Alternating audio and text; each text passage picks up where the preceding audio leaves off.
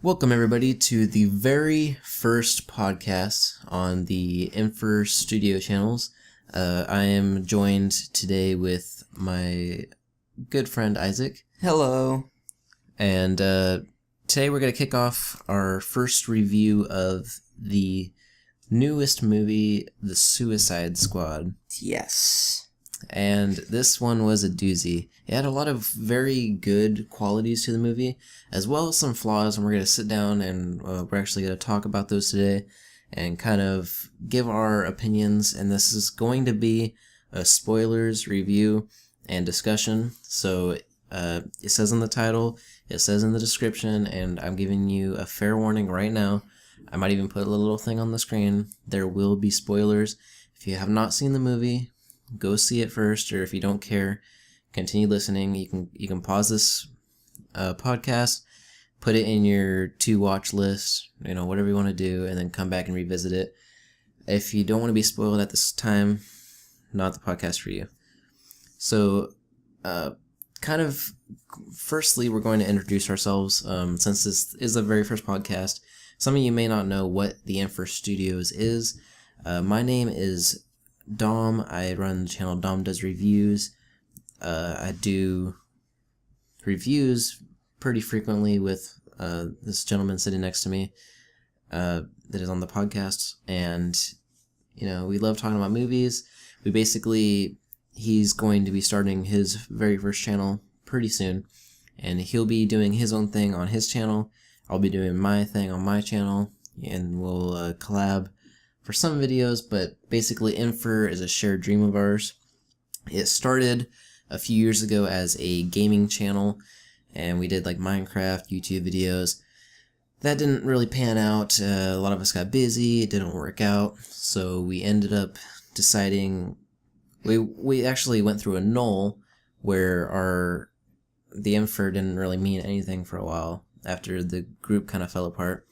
And me and Isaac were thinking about doing a combined channel for film, and we're doing top 10s. We're gonna try to make this podcast a weekly series, and different videos. The most anticipated movies of the year, best and worst movies of each month. We're having a lot of different series ideas for this combined channel, as well as making short films. Me and Isaac are both aspiring. We want to aspire to work somewhere in the film industry. I think, Isaac, you said you wanted to be a writer, is that correct? Director. You want to be a director? Mm-hmm. I know you love writing too. Did you kind of give Yes. up on that, or is that something you still want to pursue? Yes, I still want to pursue it. Writer and director? I want to do, maybe 4 years of college, and then I want to do, 6 years of film school. Jeez. Yeah. That's quite the education. Mm-hmm. As much school as I don't really like school, but I will do it. Well, good. But yeah, I don't really know what I want to do yet in the film industry. We've been looking at editing positions and different animation pathways. And anyways, what I'm trying to get at is that we both have a love for film. I personally don't really know what I want to do yet. Nevertheless, we want to make short films. Some of them will be kind of cheesy, some will be kind of more serious, depending on the equipment we have available to us. But let's get on to topic here. Like I said before, we were talking about spoilers on The Suicide Squad. So going into this movie, this was actually one of my most anticipated films of this year, of 2016. Mine too. Yeah, I was really surprised when I heard that Will Smith was cast for Deadshot. I knew of Harley previously, before any of the trailers dropped in this, and I knew obviously of the Joker. We had Jack Nicholson and Heath Ledger perform wonderful renditions of the Joker in previous films. Don't forget Mark Hamill. Mark Hamill's iconic voice of the Joker. Yeah, infamous voiceover of the Joker in the animated series. Mm-hmm. And in Batman the Killing Joke. Yeah. So we will get into the Killing Joke in a separate review. Yep. But heard that Jared Leto was cast as the Joker, and to no surprise, that was a war on Twitter, wasn't it? Yes. People were not happy about that. Not at all. To be fair, people were not happy, believe it or not, when Heath Ledger was actually cast as the Joker. Yep. Most famously known, Heath Ledger was from Brokeback Mountain. Mm-hmm. And people were not... Well, people were kind of 50-50 on that film as well. Yeah. You either liked that film or you despised that film for different reasons that we won't go into, but that's what pretty much where most people knew the name Heath Ledger from, was from that film. And so when he was cast, it didn't bring as big of a fire because Twitter, I'm not saying it wasn't relevant, but it wasn't as relevant as it is now. And Facebook wasn't also a huge social media site.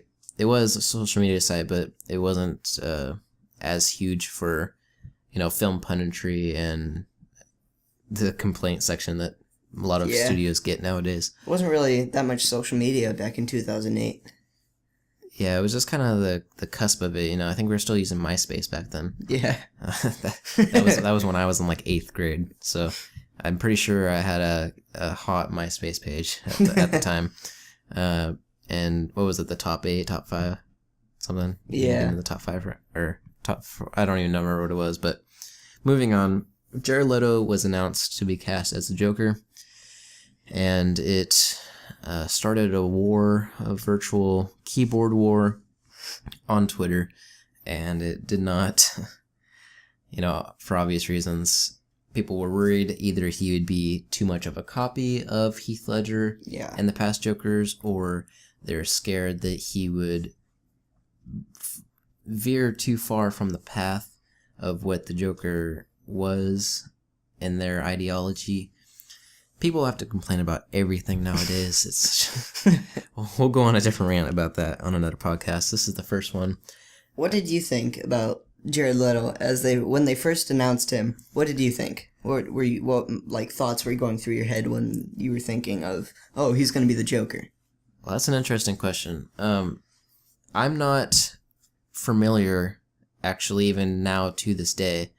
I'm not familiar with Heath Ledger, or not Heath Ledger, sorry.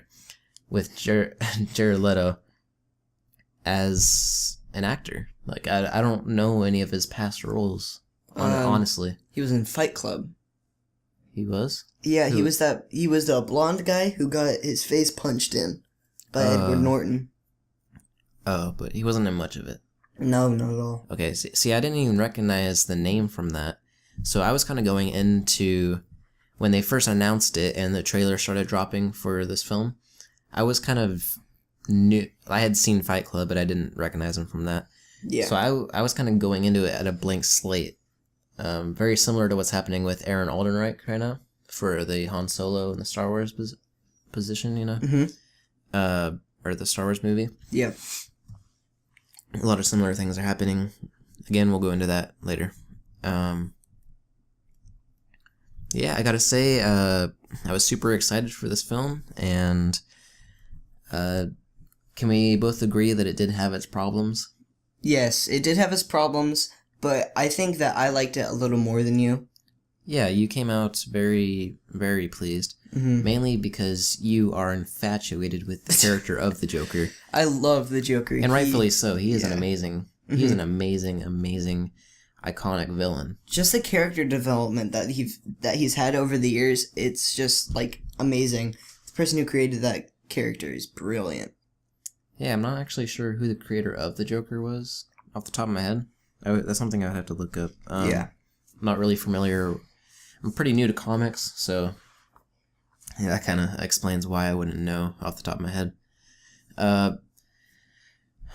Let's just hop into it here. I felt like the opening to Suicide Squad kind of starts out. Again, this is a spoiler review, so we can go into detail. It starts out introducing kind of all of the members of the Suicide Squad, and I felt that Will Smith was actually right off of the origin story. That Will Smith and Harley were actually my favorite origins. Yes. I was kind of disappointed it didn't go. It kind of gave a very vague origin story of Killer Croc. Did you find that? Like it didn't really tell you like how he became what he looks like now. Yeah, it tells you in past comics, but that's just like what you're thinking, what happened. But the new DC universe, the DC cinematic universe, they can do a whole different change on how characters are introduced. Yeah, and so at the beginning of the film opens, and it kind of introduces all the members, and it goes individually into each one of their backstories, at least for the most part. You don't get Diablos until the end of the movie. Mid-ish. Kind of mid, yeah.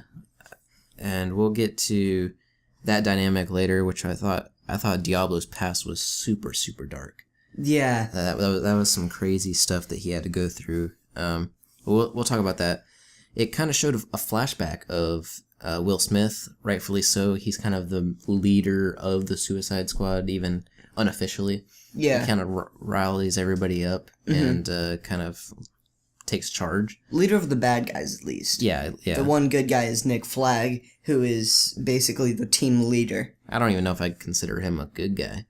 He's more of a pawn for Violet. Yeah. Or for, what's Amanda. Violet? Amanda Wilder? Wilder? Wow. Amanda...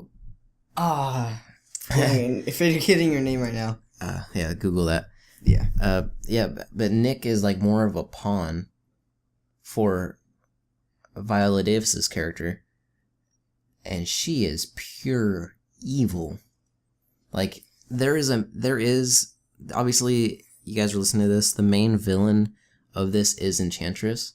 Yes. Yet I felt like Viola Davis was a way more compelling and violent villain. She really did some very twisted stuff. Yeah, because it kind of, from the trailers, you kind of, if you're not familiar with who the character of Amanda is, you're not really, you kind of just think she's another pawn. She's like, not a pawn, but another representative of the United States. You know, she's kind of on America's side. Mm-hmm. But man, does it go dark. Yes. Jesus Christ. I felt like the getting into the flashback scenes, I felt like, can we both agree that Will Smith's daughter is a terrible actor? She did. Well, it wasn't his actual daughter Actress. in real life. I do not think that it's his actual daughter in real life. Just a kid actress. Yeah. But it's not. I don't think it's Willow. No, it's not. Willow's like, I think, a teenager right now. Yeah. She is not. That little girl was not a good actor at all. The way she delivered her lines, it sounded like she couldn't spit out her words. Yeah, and she was very cardboard and stiff, and I just don't think she's ever had acting. I don't even know what she's from. If that's her first. Yeah, movie. that probably will be. That probably is her first movie. And hopefully, not hopefully. Not hopefully your last. Like, I hope good things for her, but she was.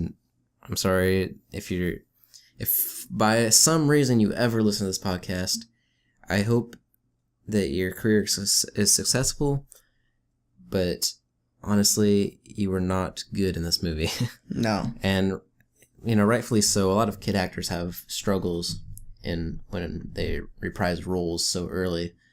But there are a lot of great kid actors out there. Yeah, like especially in the new Lights Out. Yeah, that kid was amazing. He was great. I heard a lot of criticism about him as well. Mm-hmm. Like negative. Really? Yeah. I didn't think that he was that bad of a character. Yeah, I thought it was very interesting that. Yeah. I thought he was great, but the Margot Robbie as Harley Quinn. She was fantastic. Yes. She did an amazing job at capturing and embodying everything that is and was Harley. It was like she was born for the role. Yeah, she encapsulated what Harley Quinn is perfectly, and I'm very, very pleased to hear that she is actually getting her own solo movie. Yes. I don't know if it's in production or about to be in production, but it makes me very excited. And unlike Spider-Man in Civil War, I felt like she was a main. She was a main character in this film. Yeah. And she was in a large portion of this film, which gives me very great confidence that she can actually carry a movie. If you're comparing a character to Suicide Squad that was in the runtime of Civil War, like of Spider-Man, I think Joker and Spider-Man had kind of the same runtime. Yeah, and their characters were kind of like the same. Well, not like character development same, but in the movie. Yeah, I agree.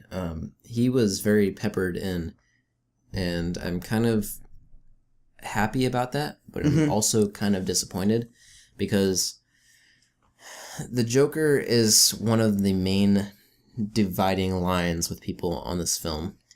Now, he wasn't in the movie that much, and I thought that the dynamic between him and Harley Quinn was very natural and very much depicted. It depicted a very accurate portrayal, I guess, of them from the comics and their relationship. It pisses me off when I see on Facebook they see one cute picture of Harley Quinn and the Joker, and they do like the hashtag goals. Yeah. And it's that's like not what they're about. They don't understand that relationship at all, and it kind of pisses me off, honestly. But yeah, they did great in this movie. They had great chemistry. Margot Robbie and Deadshot had great chemistry in this movie. I believe they're in another film, a different film together. They were, and I haven't had a chance to check it out, and I can't remember the name of it off the top of my head. But I do feel like that previous film that they did together helped their on-screen chemistry in this one. Yes. Because it was all very natural, very fluid.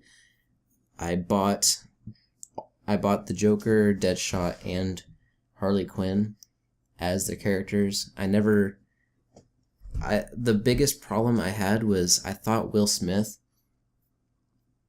as great as he was, I thought that there's just some of those actors that you see them in a new role like this, and you can't picture them as anything else but a previous movie that you've seen them in. Mm-hmm.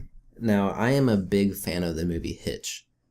Yes, me too. With Will I remember you introduced me to that movie, yeah, and I have loved it ever since I watched it the very first time. It is cheesy, yes, but it is a great comedy, and I feel like I'm more nice against it because of the nostalgic feel to it, because I watched it so much as like a kid becoming, growing into an adult, but I felt like I wasn't going to be able to get the picture of Hitch out of my head watching Will Smith. Yeah. Or like the character from Independence Day. The first one, obviously, because he made the right choice not signing up for the second one and doing this movie instead. Yeah. But he brings that special charisma that Will Smith does, and he always brings it to all of his roles, and he definitely brought it. And not once in this movie did I think of him as Will Smith, or like as a previous character that he's portrayed, Yeah. And I thought that was really interesting. Everybody was thinking that he would be like the goofiest character, Yeah. But he has really shown in the past 2 years that he can be in any type of movie. He can be in a drama, he can be in an action, he can be in a comedy, and we will still love him the same. Did you get to see the movie Concussion? No, I heard it was phenomenal though. Yeah, I've heard some good things about that movie, but I need to still check that out. But back to we got off on a tangent here. Back to the Joker. Now this is going to be a very... It already is. Twitter is on fire. It's exploding. Everything's falling apart. Yeah. People either love Jared Leto's Joker or they hate Jared Leto's Joker. Yeah. And me personally, I loved him as the Joker. Me too. Now, not to say that I didn't love Jack Nicholson And Heath Ledger. and Heath Ledger.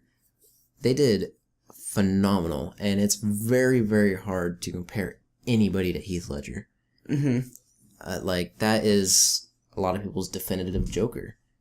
And what Jared Leto was able to accomplish in this movie, he took bits and pieces from Every other the role. comic. Yeah. He took some from Mark Hamill's Joker, from Heath Ledger's Joker, from Jack Nicholson.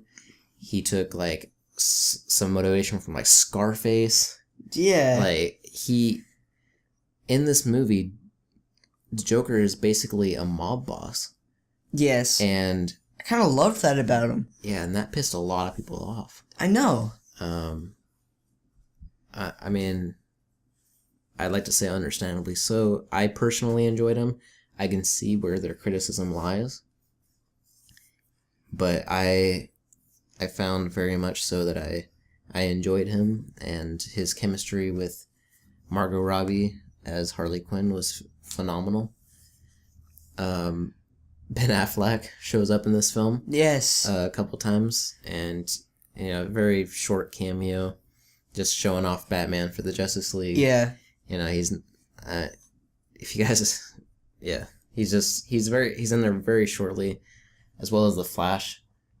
Yeah, the Flash is in there for 5 seconds. Yeah, But Flash when he's in there, I loved it. yeah. Actually, I don't know that we'll get into the Comic-Con trailer later, but I wasn't impressed with the CGI for the Flash. Really? And not, I liked it in this movie. I did not like it in the Justice League trailer. Really? Yeah. I thought it looked really cool when he's running really fast and the lightning's going everywhere. I thought it did a really good touch on what he can see. Yeah, maybe I need to revisit it and recheck it out. But I did, and he was in there for 5 seconds. But I did like the look of him, and I think he made one quip or something. Yeah. When he was in there, but they're kind of just oh hey, remember Justice League is coming out? Yeah. And they're kind of promoting that. I think Ezra Miller will do a really good job as the Flash. Did you see the film The Perks of Being a Wallflower? No, I have not yet. Oh, he played this character named Patrick, and he was just such a great character. He was the goofy character in the movie, and it was it's actually it's one of my favorite movies. It's a great movie. You should see it sometime. I've heard lots of. I always hear people reference it, and I've been meaning to check it out, and it's on my list, but I have a very long list. Yeah. It just hasn't made it there yet. But when you see the Flash, you're introduced. It's in the introduction of Jai Courtney's character, Captain. Is it Captain Boomerang? Captain Boomerang. Yeah. Captain Boomerang, which is a character that previously I know nothing about. I have never read a comic that had Captain Boomerang in it. Granted, I haven't read any comics. I'm starting to, but yeah, you want to get into him, right? I am not familiar with the character of Captain Boomerang, so I didn't have anything to compare him to. But I gotta say, Jai Courtney impressed me in this movie. I don't really like him in many movies, but he's a lot of people don't. People are stop trying to push Hollywood, stop trying to push Jai Courtney on us. But what I've noticed about him is that he is not so great in leading roles, but he is great side character, good supporting actor, and he has some range. And I thought his fetish in the movie with that pink unicorn was very funny. Yes. And he really wasn't in that many good movies. He's in Terminator Genesis, which was not good at all. Have you seen it? I heard a lot of negative things about it, and I was like, it wasn't worth my time. It's really bad. He's in the latest Die Hard too, the 2013 Die Hard movie, and it wasn't good to me. It wasn't good to me at all. He was also in Divergent, which I did not like any of the series. A lot of girls have liked the series, but I don't like it at all. Yeah, I heard it was a very, I don't know if chick flick is the right word. But, yeah. Yeah. It's more of a girly Hunger Games. Cutting into the Divergent series really quick. I don't want to get too off topic for this first one, but the fourth film is actually going straight to streaming or straight to DVD. Really? Yeah, and I don't even know if the main characters are reprising their roles because it's not even getting a theatrical release. That's how bad everything is doing with that. But on to the movie. After the introductions of the characters, you get to see Katana, which you said you didn't like her. I did not like her in the film.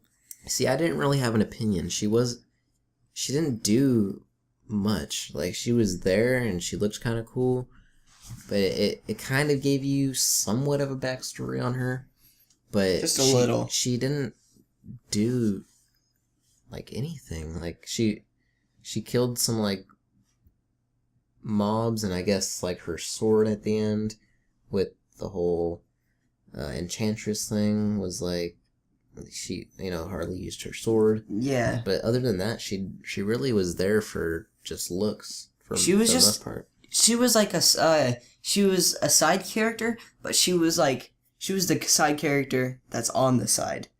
She doesn't have any lines, and when she does, but not great ones, and not really any ones that have anything to move the plot along. Or she's there for protection of Amanda Waller. Excuse me if you just heard Facebook go, but it's Waller, right? Amanda Waller. Yes. Yeah. So I just remembered. She's there kind of on Amanda Waller's side, but she's also empathetic to the Suicide Squad because she sees herself as an outcast, just like they are. Mm-hmm. And I really like the dynamic of the Suicide Squad, and I kind of wish Marvel would take a lesson from this, because the Marvel has their own rendition of the Suicide Squad. Mm-hmm. But not with the same characters, obviously, but it's called the Thunderbolts. Yeah. And that's a dynamic that I'd like to see them introduce. But the whole idea of the villains being used as a task force to kill worse villains. Yeah. That, I thought that, I'm saying dynamic a lot, but I thought that was a very interesting spin on things. Yeah. I don't know. DC tried to incorporate a lot more humor into this film, and some of it landed and some of it did not at all. For example, I thought Killer Croc, he had very few lines, and the few lines that he did deliver... nailed it. I felt the exact opposite. I liked Killer Croc, I liked his look, and I liked that he was there, but he was making quips, and I didn't laugh at all. Really? He just was trying to be funny, and I got what they were doing, but it just did not work for me. Yeah. I don't know if they could make. I know they can, because they've obviously made a lot of money. DC's made a lot of money off of Batman v Superman and Suicide Squad, but I don't know what the kind of plot would be for a sequel to the Suicide Squad. I don't know if they could adapt that into a movie, or if they're all just going to go their separate ways. Well, you have to think that, I would imagine that it's in production. Yes.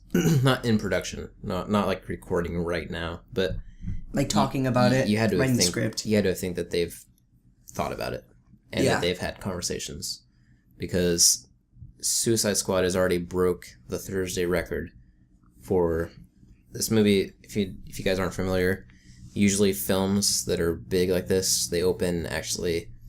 Let's say like this movie was released on August 5th. They would actually have 1 or 2 screenings the night before on August 4th, which is a Thursday screening, so they can kind of get the 4-day weekend in there. You know, counting Thursday, Friday, Saturday, and Sunday. And for the Thursday screening, it has already broke every record except I think there was 2 movies that are above it. One being The Dark Knight. And in DC or like any movie? Any movie, I think. I think Star Wars Force Awakens also. And The Force Awakens. I don't know. Don't quote me on that. I just heard. I know it's broken all sorts of records. I think it's 2. Maybe it's 2 DC movies. That's probably more likely. Yes. I know for a fact Dark Knight was one of them, and I cannot remember the other one. I know it broke Guardians. I know it broke. I know it broke. I think it broke Man of Steel. Anyways, well, Guardians was like really kind of like this film. Everybody went into it not really knowing anything about the characters. Well, if you've never read the comics. Yeah, very underutilized characters. Mm-hmm. And I thought it was very interesting that we'd never seen Harley in live action before. Yeah. Like, didn't they reference her in didn't Heath Ledger's Joker reference her in The Dark Knight? Yeah, I'm sure he did. I can't think of a specific example. Yeah. But I'm almost positive that she's been mentioned. But as far as casting goes and a live action Harley Quinn, yeah, at least a true representation of her, I think Margot Robbie was the right call for this. Mm-hmm. So the squad dynamic was very good. The chemistry between the squad members was very good. Where this movie was lacking for me was the script. Now, the script was only on the table for 6 weeks because David Ayer had said that they were scrambling to try to meet the predetermined release date for this film. They were kind of running in a time crunch. They only had 6 weeks to work on and finalize a script for this. And for me, I could tell. It, like, a lot of the dialogue was very good. Some of it was very cheesy, and especially a lot of things with the villain Enchantress did not work for me. Not only her dialogue, but we'll get into that in a minute.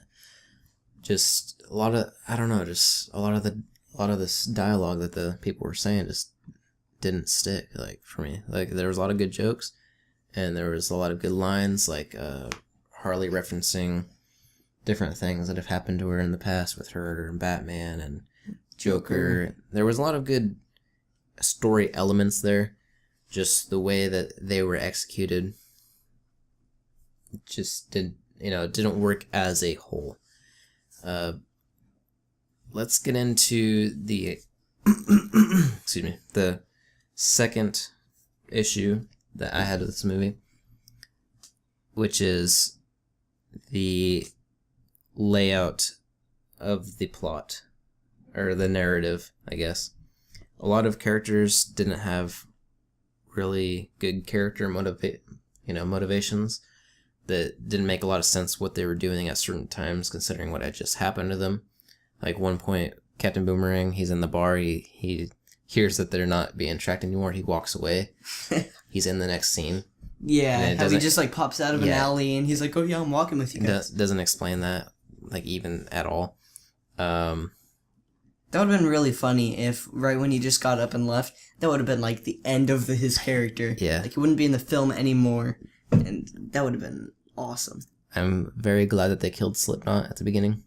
Yes, me too. Because his character wasn't really that good. I know. Well, he's a dude who shoots ropes. Yeah, they didn't really introduce him. Like, they gave literally no backstory for him. So even when they were just going through that, Amanda Waller, when she was going through that little book, you saw his face, but she didn't say anything about him. He really was not introduced at all. When he pops out of the car, you're like, who is that? I know, he punches that one chick unconscious, and that was pretty cool. But I'm kind of glad he got his head blown off because I didn't want to listen to him for 2 hours. That looked pretty cool when he got his head blown off. Yeah. And who else are we missing? Okay, so Enchantress. This is the third problem, and probably the biggest problem that I had with this film. It was... This film, I feel like I'm talking too negative. It was very fun. I walked out having a good time in this film. Mm-hmm. Enchantress was a big problem for a lot of people. I thought that her in her witch form, her regular witch form, was very cool. She looked... Very scary. Yeah, like, she looked awesome. She looked at like something out of The Conjuring. Yeah, she Insidious. Was Insidious. Like, she was terrifying.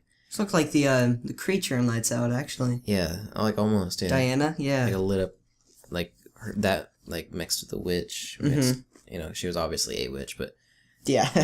I don't know, it's just like her magic and everything with that whole hand scene on the table where her hand, like, inverts into the shadow. Yeah, where she, like, calls out Enchantress. When she's summoning her. Yeah. That was amazing. Props to whoever thought of that idea. That was very cool. Her motivation was very silly. She was trying to build a machine so she could rule the earth. That was essentially what she was doing. Because humans didn't respect her anymore. It gave very subtle backstory, like, to who her brother even was. I still don't know his name. That whole demon guy with the, like, tentacle arms and he sucks up people. It mentioned it one time in the movie during her introduction at the beginning. Yeah. And it didn't even, like, mention it in, like, dialogue. It, like, literally put text on the screen saying that she had a brother and said what his name was and didn't give any information other than that. And if you missed it, you were like, oh, you never knew who that character was. Not that you really need to know, but it's just, like, it kind of leaves you just, like, okay, like, I don't really care what's happening to, you know, just left me very empty. Yeah. And I felt like if I had gotten some backstory on why or how or you know, anything revolving like information on who this character was. Yeah. Because me coming from not being a avid comic book reader, going into this movie, and he like pops out of nowhere. Like I know she like summoned him out of that like Horcrux, or I don't even know if that's the right word, but that little like doll thing. Yeah. Like, that was never explained, and I'm sure if I read the comics, I would know. Or it was, like, voodoo magic. It's still very confusing to me, even right now. And we saw this last night. And I just don't know how to explain it, and she... Enchantress, ultimately, she gets to this point where she gets to, like, her next level, or I don't even know what that form is called. If you guys have seen the movie, you know exactly what I'm talking about. When she's at the end of the movie and she's belly dancing and giving exposition, she's like wigging out, like doing the cha-cha, you know, like doing the worm, you know, yeah, like trying to hump that beam behind her. I don't know what was happening there. I don't know who thought of that. Like, probably, I don't know if it was David Ayer or like one of his board members. That was awful. I hated every bad idea. Every second she was on screen belly dancing like that. Like that's what it looked like to me. I think just every single like she was just sitting there like wiggling, like doing her. Yeah. You guys can't see me because it's audio, but it was just very, very odd, and it didn't make any sense. And every second she was on screen, I dreaded it. Yeah, and I was like, in my opinion, every single time that she was on screen when she was like next level, like full like goddess. Yeah. I did not like her. When she was just a regular witch, I was like, oh yeah, that's cool. I'd like to see where her character goes. And then right when I said that and they made her like super goddess, I was like, wait, can you bring her back? Yeah, and yeah, it doesn't do a very good job at explaining anything what's happening. The ending is very predictable. Like that beam shooting up in the light. I mean, you see that in every movie. You see that in the Avengers, Ghostbusters. Yeah. Like, it's like the thing to do. Like, Man of Steel had a beam of light shooting in the air. Teenage Mutant Ninja Turtles. I think both movies.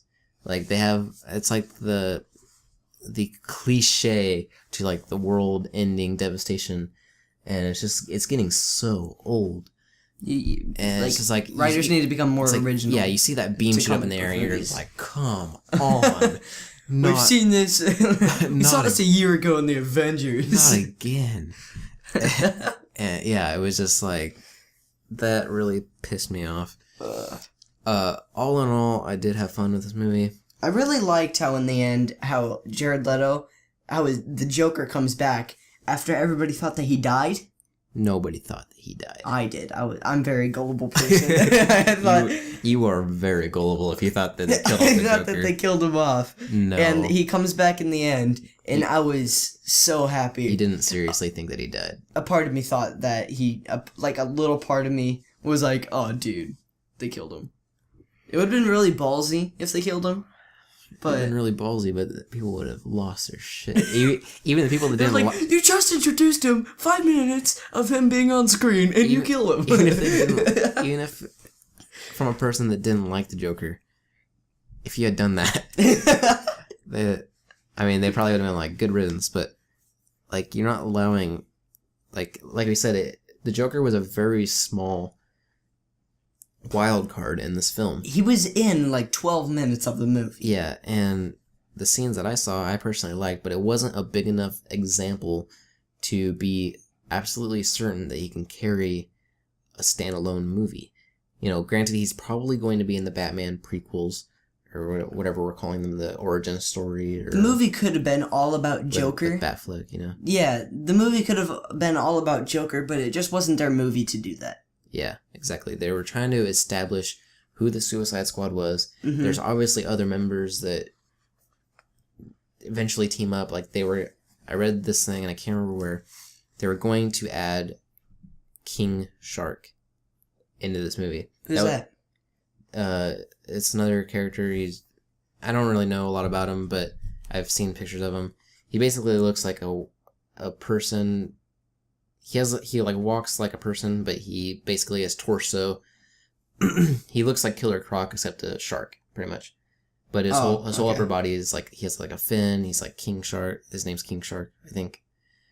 And I don't know. Basically, why they didn't add him was because they were afraid of having an all CGI character in this movie. Yeah. But neither here nor there. He'll probably be back, and I'm sure they'll make a second Suicide Squad and a third Suicide Squad. This movie is going to make a lot of money, regardless of what critics are saying about it. And it's going to make the money. They're going to greenlight a second one. Now, the whole situation with Joker and Harley seems like he got her back like 2 or 3 times within this movie. He got her back, lost her, got her back, lost her. And, well, granted, one of them was a flashback, but anyways, like, one was a flashback. The other one, did the helicopter get shot down? Yeah. I can't remember. I think Amanda had it shot down with her missile. Yeah, she had it shot down because she wanted Harley dead. Yeah, and for escaping. And Will Smith didn't want to. Will Smith didn't want to shoot her because I think he kind of likes her, like not like a but like a really good friend. Yeah, and I was kind of worried that they would interject that kind of 3-way romance, love triangle, and I was really hoping they wouldn't. It didn't like look Bella and Twilight. It didn't look like they did. Like not that Harley has any feelings for Deadshot anyway. But you did see some flirted. Well, yeah, that's just in Harley's nature. She was flirting. Yeah. She flirts with everybody, even girls. But she even flirted with Killer Croc. I know. Yeah, she's kind of just all sorts of crazy, which is exactly who Harley Quinn is. Mm-hmm. Now, what was your opinion as far as the trailers versus what you saw in the movie? What was your opinion on Diablo? El Diablo. You didn't really see him that much in the trailers. Like, you always just saw him in the back. Sometimes you saw him, like, shooting the flames out of his hands. But I went into the movie not thinking to expect much of him. But you really got such an emotional character from him. And just such good character development. I think he was one of my favorite squad members. yeah, I think they did a very, very great job about. They didn't show his origin in the beginning, because I felt like we would have thought differently about him if had we found out at the beginning of the movie. They kind of put it in like towards the middle-ish end. I like how they did that. The end of the second act, beginning of the third act. They showed you. They showed you in the beginning how he just torched everybody. Well, yeah, they showed you that, but I'm talking about the whole situation with how him, he with him killing his wife, and how he killing became his kids. into the jail. Yeah, And you see the remorse and the regret on his face. He did a very good job portraying that emotion in the movie. And Jay Hernandez, I think that's the person who played him. I believe so. Yeah. If so, props to you. If for some ungodly reason you never listen to this podcast. Yeah, he did an amazing job, and I hope to see him in the future. Yeah, I didn't really have an opinion on him. I did feel like his character was very reserved at the beginning, and it was waiting for that payoff of him finally snapping with Will Smith. Will Smith trying to get him angry. Will Smith pushes him to that point, makes him snap, and he finally unleashes his fire because he was very against it at first. Mm-hmm. He felt didn't want to harm anybody like he did his family. Yeah, he felt very, a lot of remorse, and he was fed up with who he was, and he was kind of ashamed. But I felt like the payoff wasn't as good because we had seen that in the trailer. Like in the back of my mind, he was very reserved. He didn't want to fight. He's like, no, I'm peaceful. But in the back of my mind, I was like, we just seen this dude torch like 30 guys in the trailer. We saw that entire scene of Will Smith pushing him past his breaking point. They even made a joke about it, which actually wasn't in the movie, when they're at the bar and she's like, what do you want to drink? And he's like, water. She's like, that's a good idea. You see him drinking water in the bar. You see him drinking, but it never addresses it. Mm-hmm. They cut out a lot of stuff from that. Yeah, and it makes me wonder, but back to the Diablo thing real quick. Like, I knew that scene was going to happen. Like, right when they entered the building, and it just was very predictable that they were going to set him up for that scene. Yeah. And it wasn't as powerful or as magical because I had already seen it. And, which is kind of a double-bladed sword because we kind of would have went into Suicide Squad. We already did, like, not expecting to really care for Diablo, but we really wouldn't have cared for Diablo if we hadn't seen, like, him shoot fire out of his... Yeah. And they set it up for a lot of great jokes in the trailer, I understand, but it was just something that stuck in the back of my mind for the entire time. I heard an interviewer talking with Jared Leto, and Jared Leto was saying that they cut out like 10 or a little less minutes of the Joker. He had so many deleted scenes in the film. That's interesting. I really can't wait for the Blu-ray. Me neither. Director's cut. Oh. Yeah, we will definitely be doing a podcast on the Blu-ray review of that whenever it does come out. Probably won't come out till closer to December. Mm-hmm. Is when I would imagine that it would come out. Because, like, Batman came out in March, and like the Blu-ray just came out like 2 weeks ago. So yeah, and it is August. So I'm getting really happy on how early they're making the films into like DVDs and Blu-rays. It took a long time, like I think 3 years ago. It took a long time for them to get out of theaters and onto the DVD, but they're going like so fast. Like the Deadpool movie, it was so fast. Yeah. It was like 3 months span until it was like on Blu-ray. Yeah, I appreciate that because I remember, back in the Blockbuster, not even the Blockbuster, the Hollywood Video days. Do you remember Hollywood Video? Yeah, my dad always used to take me there. I remember the very one thing that I picked out from there. That was that was Adam West Batman. Wow. I got the Adam West Batman movie. I watched it like 10 times in one day, and then I gave it to my dad, and he took it back, and then it got closed down. That is amazing.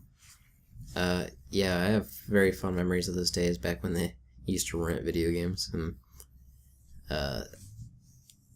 yeah, a movie would be released, and it'd be like a year and a half before the DVD would come out. Yeah. Not even Blu-ray, like DVD quality, like not even like like I guess DVD is HD, right? Yeah. Or SD. I don't even know what it is.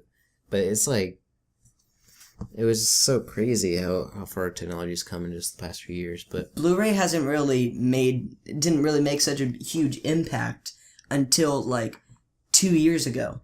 yeah. Everybody was still buying DVDs, but now everybody's like starting their Blu-ray collection and all that.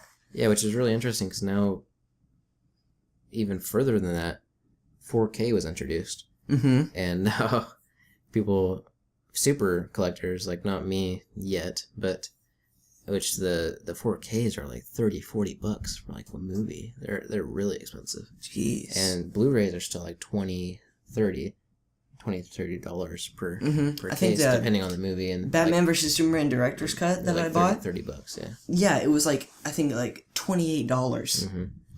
And like the 4Ks are just ridiculously expensive right now because they're brand new. Yeah. And people are like, this is much better pixels. People are gonna shell out the money for. You have to get the special TV. You gotta get the special player. You gotta get the special disc. And super fans are gonna do that, and that's great. And I'm sure I will at some point. I will too. I'm sure we'll have to at some point because I'm sure at some point in the future, Blu-rays are gonna be like a thing of the past. They're gonna be like they're gonna be like cassette tapes now. Yeah. compared VHS. to now. Yeah. DVDs are going to be like ancient in like 5 years. Yeah. So, wrapping this up real quick, like, do you have any other thoughts on anything we should discuss in this movie? Not really. I feel like there wasn't, like, we discussed the problems. We discussed how good the Joker was to us. Again, I can't see where people are coming from, having liked Heath Ledger's Joker better, but I think it's unfair to compare the two. Yeah. You can't really compare them because they're two separate, like, developed characters. I know I'm saying character development a lot, but they're two separate characters, way different than each other. Yeah. And you can't really compare them. Yeah. You can compare performance-wise, but even then, it's kind of hard because Heath Ledger was in it for like an hour of the movie compared to Jared Leto, who's only in it for 12 minutes in a 2 hour and 10-minute movie. Yeah, I think once, I don't know for sure, I don't think it's been confirmed anywhere, but I would imagine that Jared Leto would show up in the Batman solo films. Or at least one of them. He's going to. If not all of them. Because the whole introduction in Batman vs Superman to the Robin outfit, it was a very clear reference to the Joker, ha ha ha, the Jason Todd outfit. Which I'm hoping it will be Jason Todd. I'm sure it will be. It will be. Not that it has to be because, the cinematic universe, they can kind of change whatever they want. Yeah, but it's like one of the most beloved comics, of all time. I would like to see that storyline addressed. Yes. And see... Maybe even a little side film about it. Yeah, and see Leto actually go about killing Jason Todd. That sounds bad, but... yeah, I think once people get a larger sample size of him... They'll like him more. Again, there's always going to be the hate. There's still people that don't like Heath Ledger's Joker, but they prefer Jack Nicholson or... People just seem to hate about, everything these days. I know. Got a new puppy. Oh, that thing's ugly. Yeah. Give it back to the owners. Kill it. No. Kill it? Anyways. Yeah, that basically wraps up my personal thoughts. Mine too. And kind of our discussion here today about... there's Facebook again. Our discussion here today about Suicide Squad and kind of our thoughts and whatnot about the movie. So, yep, that's gotta wrap it up. And hope you guys did enjoy this episode 1 of the Infer Studios podcast. Thanks for having me. Yep, and thank you for joining. And I'm sure you'll be on here pretty much every time. But I don't really have anybody to guest on this right now, so we will just work from here. And thank you for watching. If you guys did, Please help us out by touching that subscribe button. It's totally free. It doesn't cost you a dime. Our videos will pop up in your subscription feed, and you guys can hang out. We're gonna be really adamant about getting this out at least weekly, and for the podcast, and then other videos on top of that. And yeah, so if you guys, I'm rambling on now. Just like, subscribe, and thank you for listening sincerely. And yeah, we'll see you guys in the next podcast. Bye.